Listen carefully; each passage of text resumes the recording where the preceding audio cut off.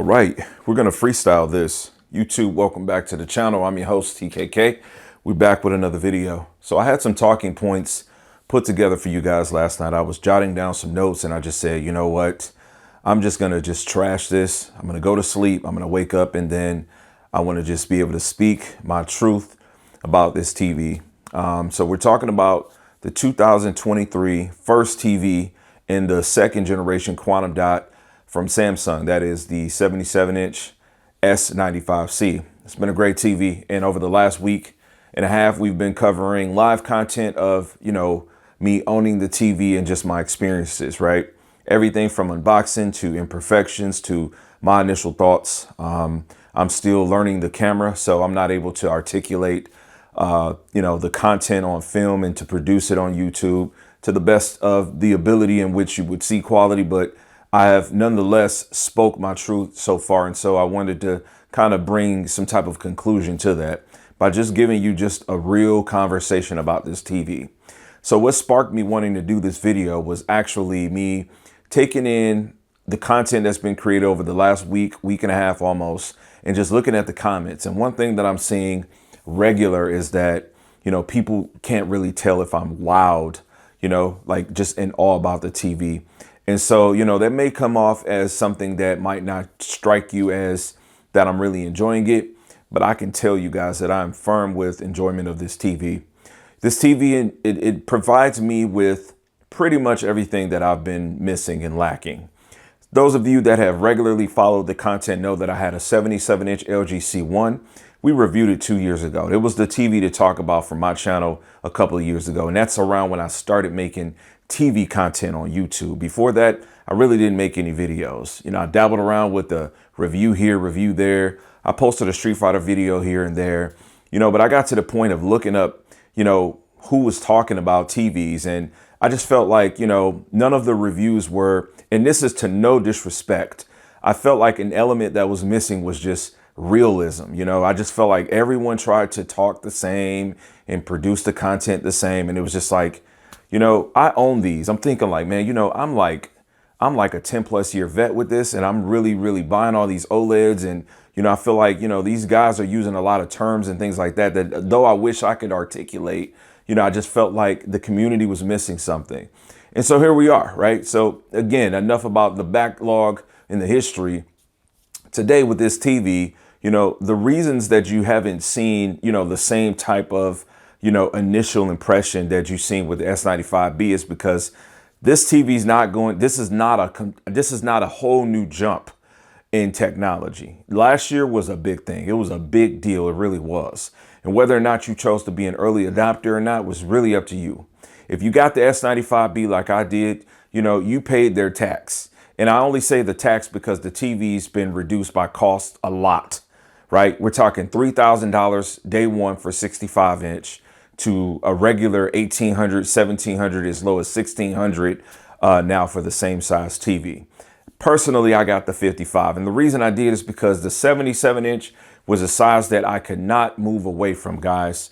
It didn't matter how good a TV looked in 65 or 55. It's too small when you grow accustomed to a specific size. That size 77 inches, why I was just talking about me having a C1. So honestly, in today, I really get the overall package that I really have been looking forward to. So I bought into the first generation of quantum dot. I got the S95B, enjoyed it. We still got it in the same room that I'm in right now. And I bought the better quantum dot, which was the Alpha 95 King. That's the A95K from Sony. Now, you can have your own opinion. Just understand when I said it was the better, it's my opinion. It looks better and it just overall is a better built TV. And I'm the type of person, as you can see from me expressing my distaste with the two S95Cs that I've recently featured on the channel. I care about build quality. I care about how the TV looks because I'm okay with paying the premium if it's what I really want. In any event, buying those two quantum dots last year still were not good enough for me to want to remove the C1, which they're clearly a better looking TV of. It's the size, guys. So here we are. We're in 2023. We're in like the third day of March. This is a Friday as I'm filming this, and I have the TV that I've been wanting for a long time. I have the 77-inch S95C, and it gives me everything that the S95B did, but better. It gives me everything the A95K did, but better. I am put in a position where the only opportunity for this TV is me just spending more time with it. The more time that I spend with this TV, the more I'll be able to dial in the settings, because it's been a while since I've used the Samsung. And while I did buy the S95B last year, it's strictly a gaming TV. So I pretty much did a carbon copy on the settings from the LG that I've been familiar with using. And then I modified things based on what the Samsung could do better, set it in game mode, and that was it. It's a gaming TV, so there's not much to it. This TV, however, is a movie TV.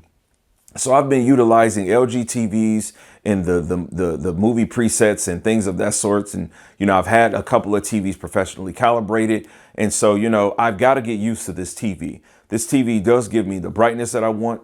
It gives me all the gaming features. Keeping in mind, I'm a gamer. This channel is more about gaming and TVs than it is just TVs, right? Overall, I cover technology, but I digress. The point is, this TV does really put gaming at the forefront, which is something that's very important to me.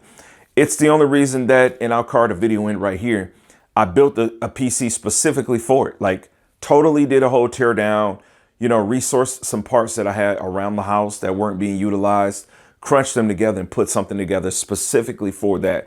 While it's only a 3090, where I do have 4090s in the house, it does get the job done. And being able to play competitive games in 144 hertz is pretty nice. I am interested in trying the new Destiny out. Haven't gotten to that yet, but it's a great TV, guys. I think it's going to offer you a ton of different opportunities. Now, you guys got to know I'm not sponsored. I'm just regular cat. I buy what I buy and I buy what I like.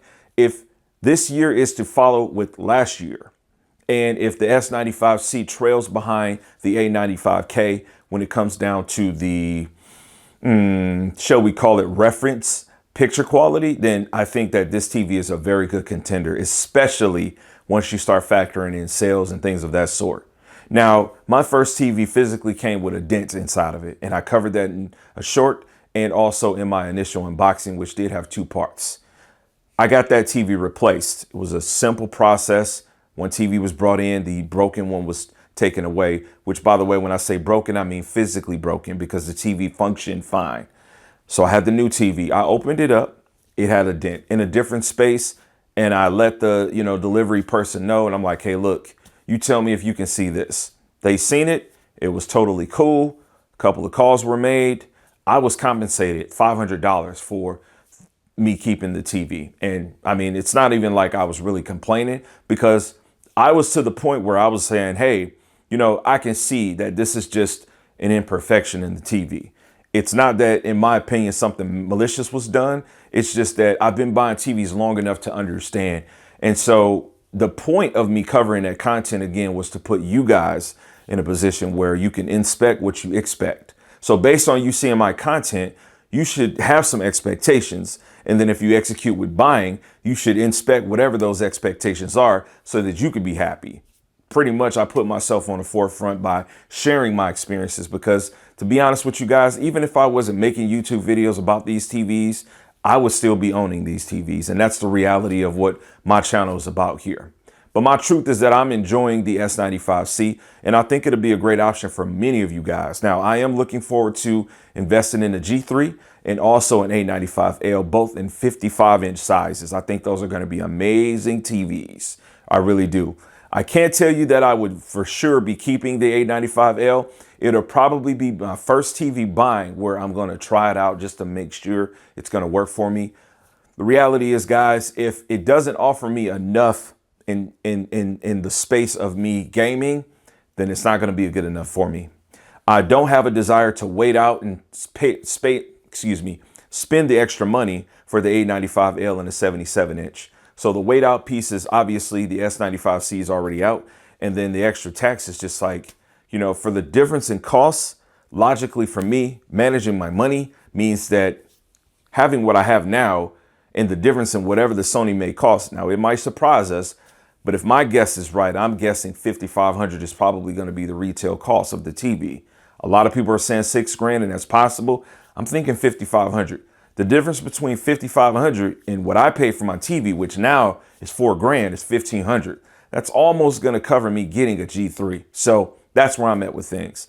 I want to know what you guys think. It's Friday. This is our upload. Tomorrow, we're going to go back into making some comparison content with the A95K and the S95C. I'm also in the process of shooting some comparison talking points on the S95B and the S95C.